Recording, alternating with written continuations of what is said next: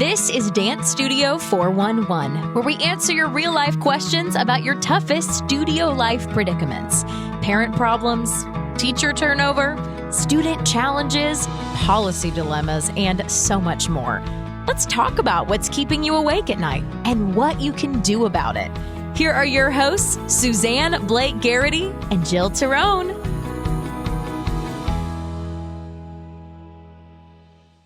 Welcome, everyone, to this episode of our Dance Studio 411 featuring Frank Sahlein of Third Level Consulting.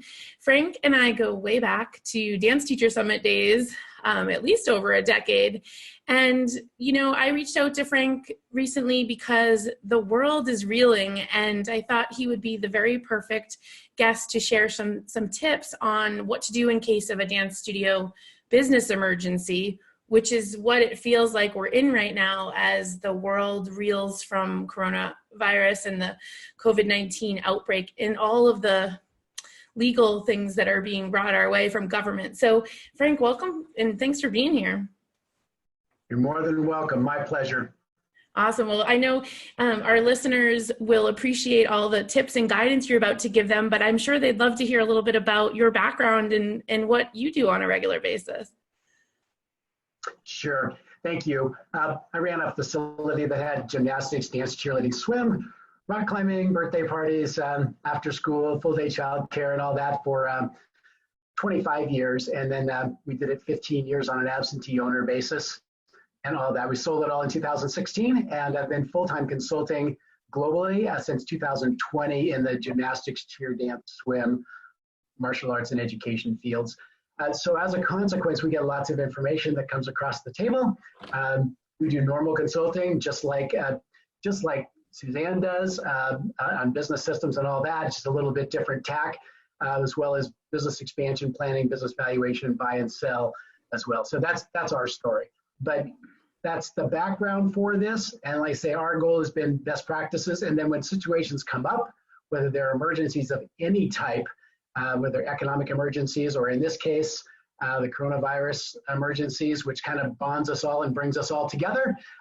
We may have some solid advice for you. Suzanne was kind enough to invite us on to share our perspective, and as a kind of a give back for that, we're certainly going to put a document together that has everything that we'll show on this and quite a bit more, and that's going to come courtesy of Suzanne.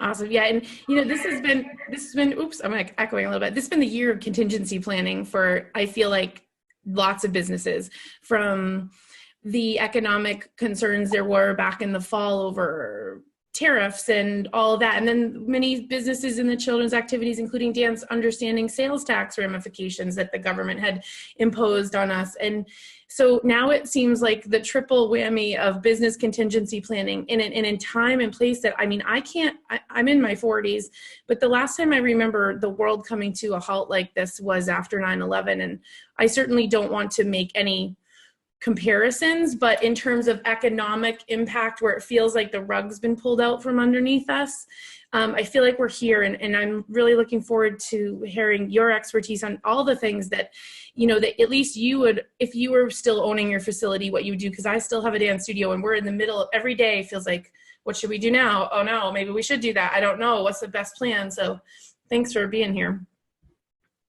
No problem. Yeah, I feel like I still run them because we work so closely with studio owners, gym school owners, dance school owners, whatever, and their staff, their key managers. We work so closely with them that I feel like I still have a facility, Suzanne. It feels like that anyway. If I'm all ready to launch into this, would you allow me to share my screen? Absolutely. You go for it. I think I can do it right here. Yep. Okay, so I guess I'm going to launch into this, and of course, Suzanne's going to just, she's in charge of this, so she'll interrupt me anytime you want.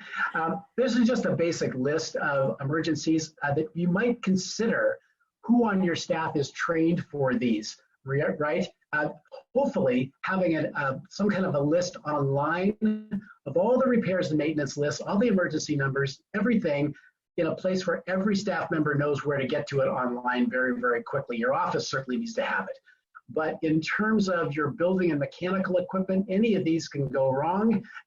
And so who's in charge of those? If something goes wrong, who is in charge of them? This isn't an emergency. This is just safety to begin with. But this is where it begins before you get into emergencies. Then looking at things like your building security, the fire department inspections and all that. Then you start to get into things like your high winds and tornado procedures, power outages, all the awareness of safety that you have. This safety and risk management is all in one ball of wax, and that's basically where it comes to, because then when you get things like robbery or vandalism or out of control parents or physical abuse or bomb threats or active shooters or whatever, it's there. So this little list as an overview is probably the first thing that I'm going to, it will be on your list. Show notes. Yeah, we'll give them the show notes. Oh, can I question on that too? I would say, and that's a great list, and we'll make sure our listeners have access to that list of safety procedures. The thing that has come up out of this that I think many of us, we know what normal cleaning is, but this level of cleaning that most of us never had to think of is now added to the list, right? Every great policy comes out of a problem to solve. So now it's like soft props, hard props, level of sanitization that's considered sanitized. I mean, it's at a level that we probably never ever thought of until now. So you can add to that list. Absolutely. And the funny thing is there's now cleaning products on the market specifically for this, specifically for especially in the gym environment where there's lots of chalk and all that type of thing. But the things that are child friendly, environmentally friendly, very green, but very effective for children's environments. And you'll see it in here. I think we have one of the deals that are here. So really to Suzanne's point, her major point here was, sure, we'll talk about coronavirus in just a second because that's what's right on our topic, but I am going to include a PowerPoint presentation in PDF format for you that's talking about how we prepare for the unthinkable. And there's any number of things that come in here when you look at facilities that could be flooded, and so the way people were just reacting to those type of things, the psychological, emotional reactions, not to mention the financial reactions to all of this. We have lots of clients that have been flooded out, Canada, Australia, US, you name it, it's there. So how do you respond to those things? What are some potential actions that you can take with these?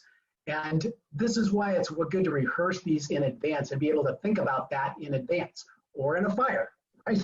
What is it that we need to have prepared? You know, the funny thing is, you think about, it's hard enough to run a business, a small private business or a medium-sized private business, without all this other stuff on the back of it. And I remember that, gosh, Suzanne, we used to talk about facility planning and risk management and safety, and those were the presentations that I'd always dread giving, as opposed to the funner things like marketing and human resources and financial results. I remember facility and risk, I was always going, oh my God, my audience is going to just fall asleep. Now, not so much, you know. Yeah. We're actually preparing for this type of thing. But in a fire, you know, what happens? Because what is the potential for loss?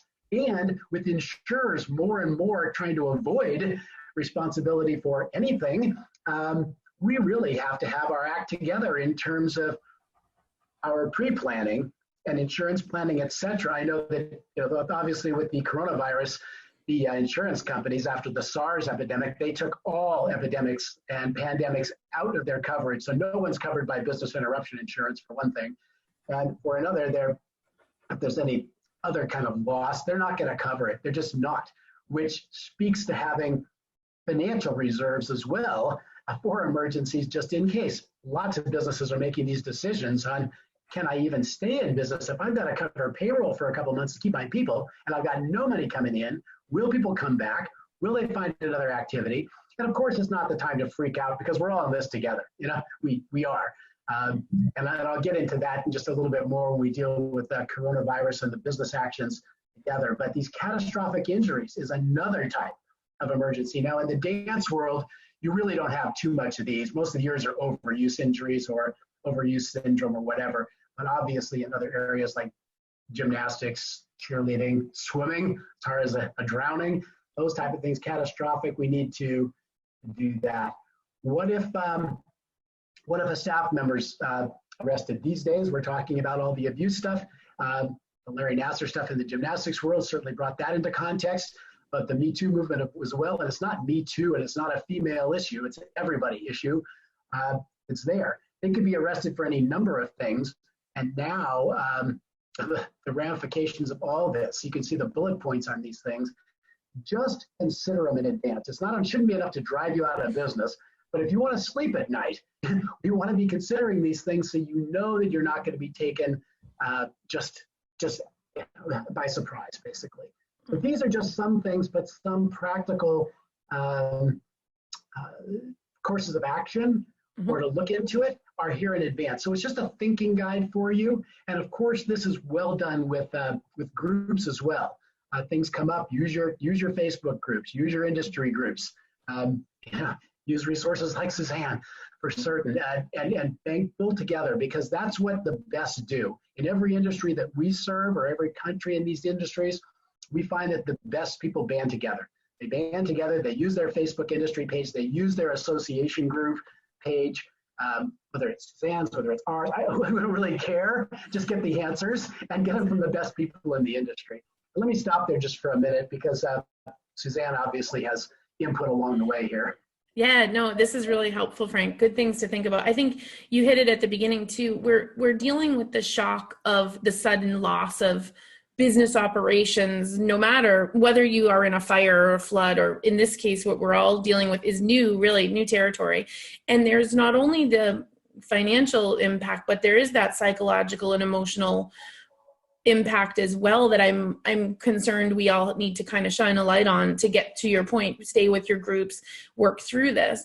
Do you have any, I mean, I know you can't give legal advice and we're not CPAs here, but is there any sort of steps that it's sort of like triage, it's like nursing, triaging. What do you do first? I mean, like, where do you start? I mean, you probably have some tips here, but where does somebody go if they just don't have a plan yet? Yeah, I think I've got a document on that, which is specific to coronavirus, but it walks through the steps, kind of a 1, 2, 3, 4, 5. So we'll get to that in just a moment, if that's okay. Perfect. I love it. You go. Great. You just hit us with all the great info. Yep.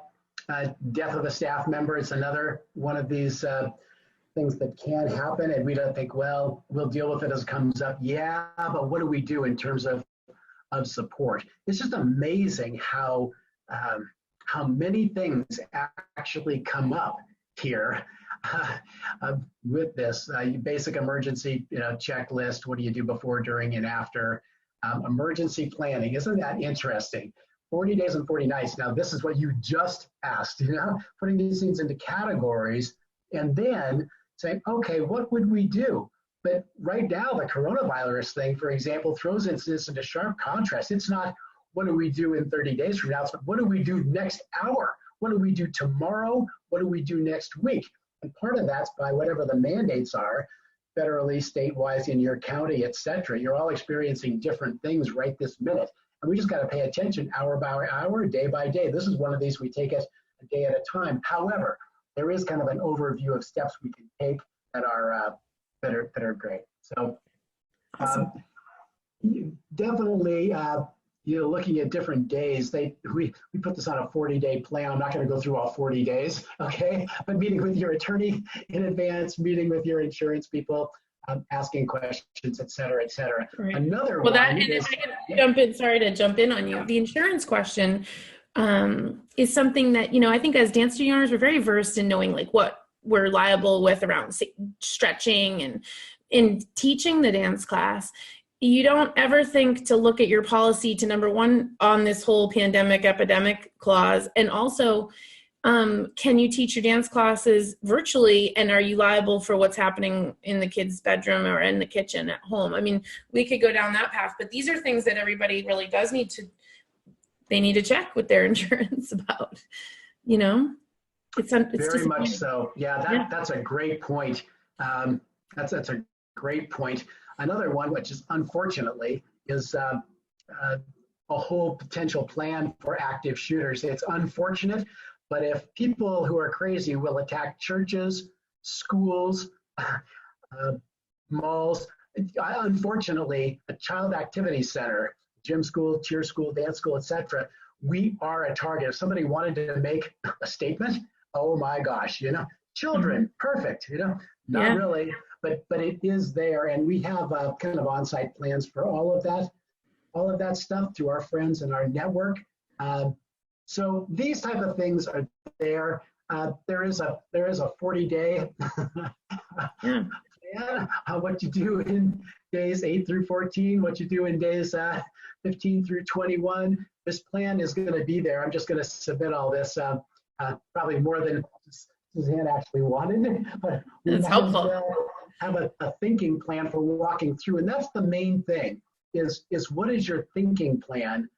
For going through this, and then how do you market it as well? How do you market this as a positive thing that you have done in advance? It's an actual marketing business advantage that you could put in your website, put in your Facebook page, and actually promote it. After you've gone through the work here, then actually, think about after you've compiled this and designed and planned it, had some meetings, be sure you roll it out with your staff, etc. All these things are there, so I won't bore you to tears here, but what I do want to do is alert you to, there is a process and a thinking process for going through this, and that's what's the most important thing. Each of you are going to have a different approach to this based on your school, your community, your goals, but these types of emergencies, no one's immune from this, no one. No, and it has forced us into, and if we model, at least if you have children in the school district like I do, there is a communication plan with all these meetings and committees, and they too are disseminating their contingency plans. So it's as hard as it is to think about putting business plans in place during this time, it actually forces us into these conversations. So to get better, hopefully we get better, not bitter, as they say. There you go. I love your approach. I love that approach. Well, that's a choice, as Suzanne always points out. It's a choice. It really is. We've got clients that are just redirecting it and getting angry at their staff. And no, that doesn't do any good at all. So in terms of the coronavirus and these action items, we've put this out across the web, but of course we'll put this out and you're welcome to it. But your own customer, your own company statement. We actually have 3 sample statements. One is just an excellent statement to staff, an excellent statement to parents, and then another contingency statement in case you're mandated in a 2, 3, 4 or indefinite shutdown. If you're mandated, those 3 letters are actually there, those letter templates. And Suzanne, I can include those in that the PDF set that we'll send you if you like. Amazing, yes. That's your call. So second of all, after you've got your letters done, and this is about being proactive, right? Now it's not proactive at all because everybody's got to deal with it. Every company who's responsible and professional is going to put out those letters right now to their own staff and their own people. You have to have it in writing, show that you're proactive, show that you're professional. And so your posts on your website, in your e-newsletters, in your Facebook page, in your in-house messaging boards and all that, just keep them polite, proactive, but frequent enough. It's consistency that's going to matter. And from a psychological standpoint, you want to acknowledge the situation, state the probable fears, connect with them personally in terms of what they're thinking. What are they? You know what they're thinking. Acknowledge that. Just educate them consistently. Let them know that their spots are on hold if need be. Because if you have to close, the psychology of people just dropping, that's not good. Getting them back, we all know that retention is 10 times easier than acquisition of a client. So therefore, let them know that their spots are on hold and they're part of the family still, they're part of the tribe, and that makeup lessons for however you want to do that are available. And then, of course, like I say, you have to prepare for this mandatory closing of 2 to 4 weeks. A business interruption insurance we put down, you can check, but nobody's doing it. Then the next most important thing is your staff jobs and all of that. If you have to close, but you still want your salaried staff, if you have salaried staff or full-time hourly or whatever it is, and you want to still make sure that they are with you, ramp up education, the technical education, the business education, their personal development, whatever it is. Any of the resources that you have, that we have, that Suzanne has, use them all like a crazy person, because that's the time to do it. Not to mention, it's a good time to revisit all your company strategies and systems. If you have some downtime, dang it, it's a silver lining for sure.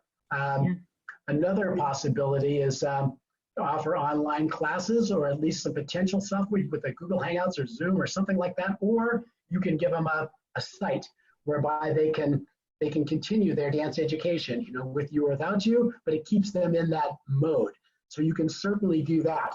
I saw one today, which was it was a site here that was put out, just online class resources. This was specifically for dance, by the way. Then I helped curate that with my friends like Misty Lown and Jessica Michaels. We wanted to quickly crowdsource as much as possible, immediate resources that were already created to help as much as possible. Yeah. Nice work.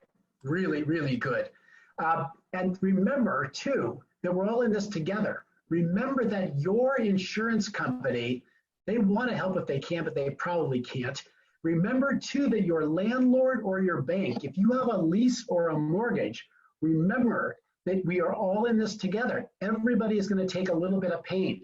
And if their client, you, for your mortgage or for your lease especially, if it turns out that push comes to shove, they will work with you a little bit. You may think, oh, they'd never work with me. It's ironclad. Too bad, so sad. It's not going to be like that. If it goes to this pandemic stage that they claim it is, and we have hundreds of thousands of cases in the US and thousands of deaths, believe me, everybody's in this together. Everybody will feel the pain together. They might cut your rent in half or cut your mortgage or forego a mortgage payment. They will do it. Don't think that they won't, okay? They probably will. As far as your staff goes, that's from a financial standpoint, and the staff, I think everybody, again, is going to feel that pain. They know that if you don't have money coming in, that you can't pay out everything forever indefinitely. That's not so. So just be honest, let's just deal with it straight up. Who can get what and how long can we do it? But like I say, they'll be working in a different vein. Use the education things. And then it would be good to, this is just our system. We have a lot of different systems, but this is just the Risk Smart, is go back and evaluate your entire risk management.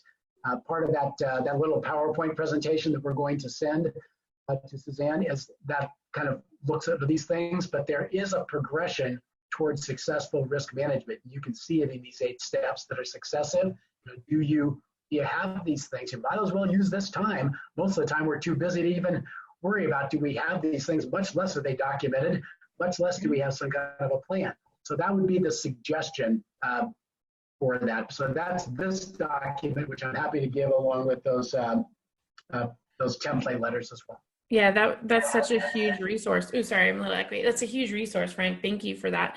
I think that our listeners and our members where they're really stuck right now, and I know you're going to get into some awesome other tips, is that because this is uncharted territory, it's if you suspend classes or temporarily halt them for required reason, you've charged the customer for the month, and then they either want their money back or they want to pause it, or they where do you move it? So they don't even know.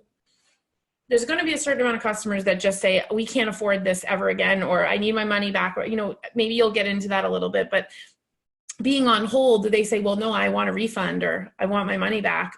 Studio owners are freaking out. Do you have any advice there? Yeah. I think that, again, we want to state that everybody's in this together. What is the family's goal? What is their goal under normal conditions? Their goal is to educate their children. They want dance education for their dance and movement education or theater, whatever you do, triple threats, whatever you do. They want that education for their child, and we want to provide it. We have a partnership that way, and we want to be able to do it. Their spots are on hold, that's fine. Refunds,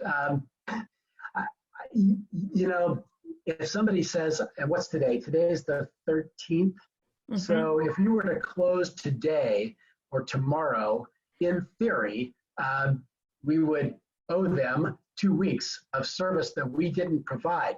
But it wasn't our fault, and it wasn't their fault.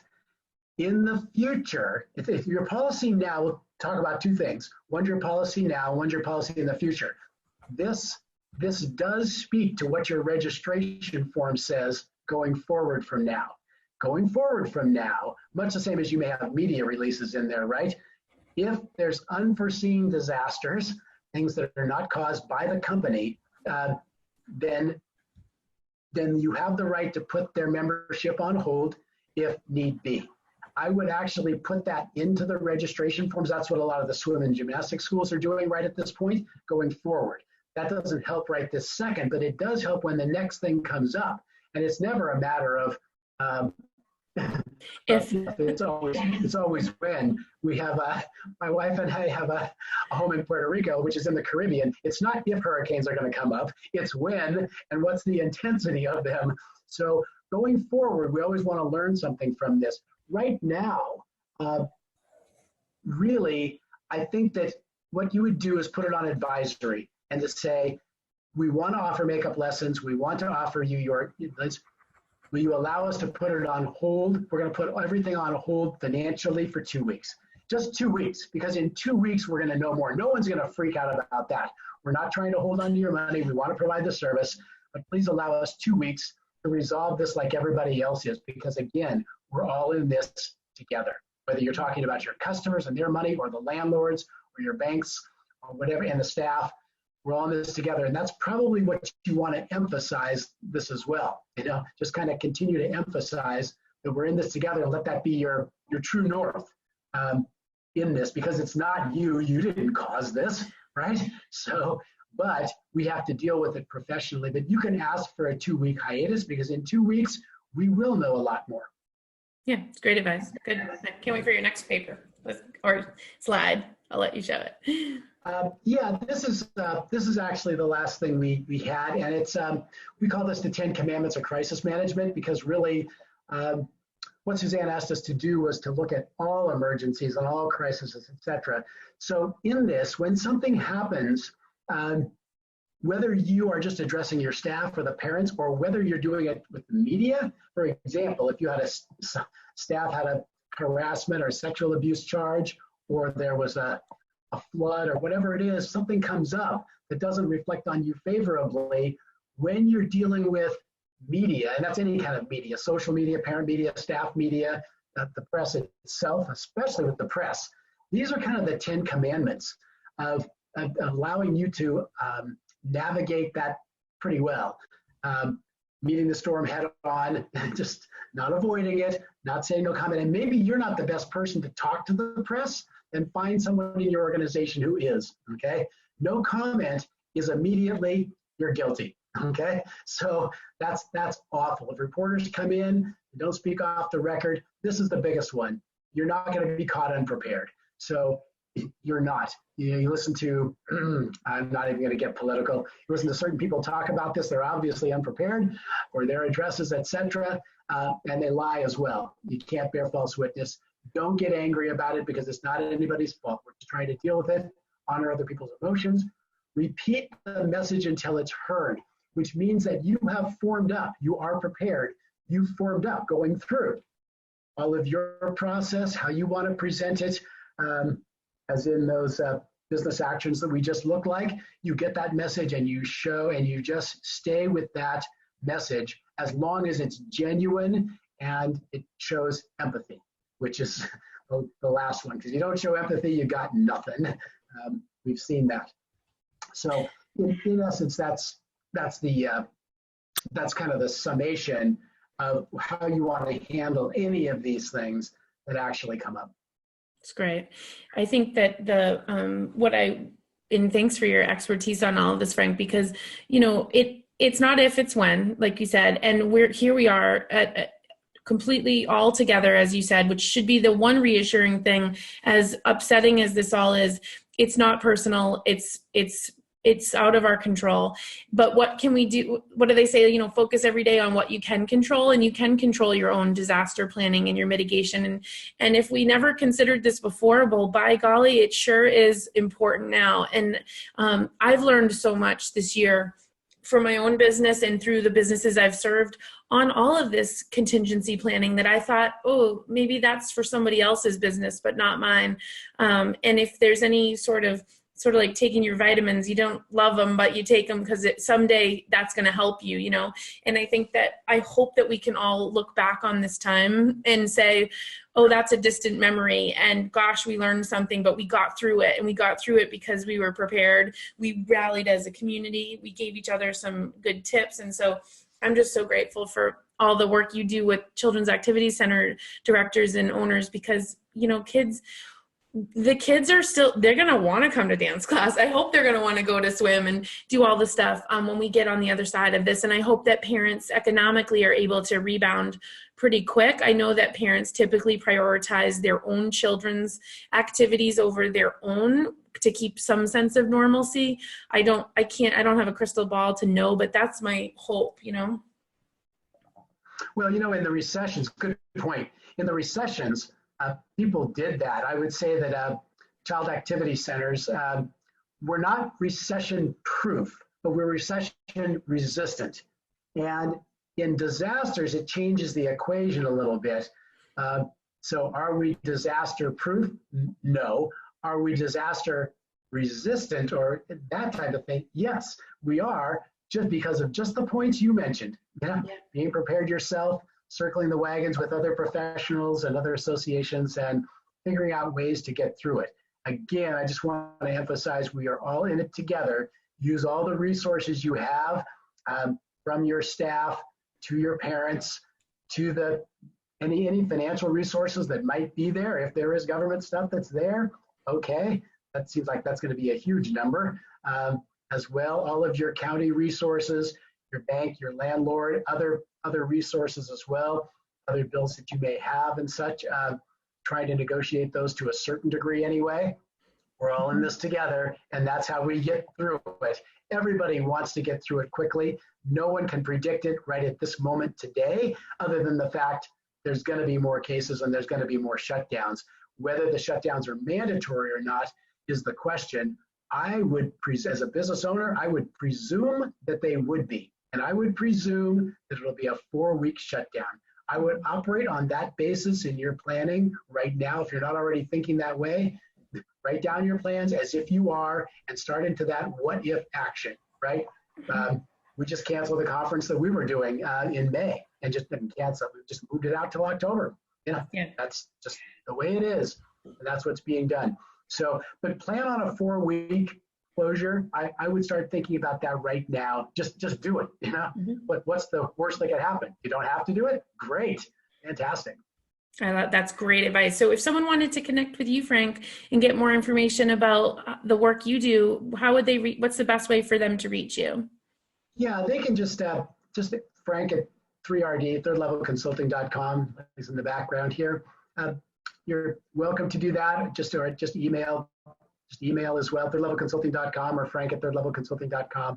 Watch your social media stuff too, because we're posting up all over our sites dealing with this as well as some other things. But Suzanne, I wanted to thank you for the opportunity and the great work you do too. We're kindred spirits, obviously, and what we do, we connect that way. I have tremendous respect for what you guys have done and what you've morphed to in the dance industry. It's a big industry, and you guys have had tremendous effect. Oh, well, thanks, Frank. And yeah, I mean, it's like, they're dance studio owners are my people. So, we got to help each other. And I learned something. I am the continuous student myself. I love to learn, and every experience is an opportunity to grow, even when it's really hard and you want to say, make it go away, hard times, but I'm grateful. So thanks a million. And we definitely would love to have you back, and then maybe on a more fun topic like marketing next time when we're past this. How does that sound? Anything for you, Suzanne. You name it, you got it.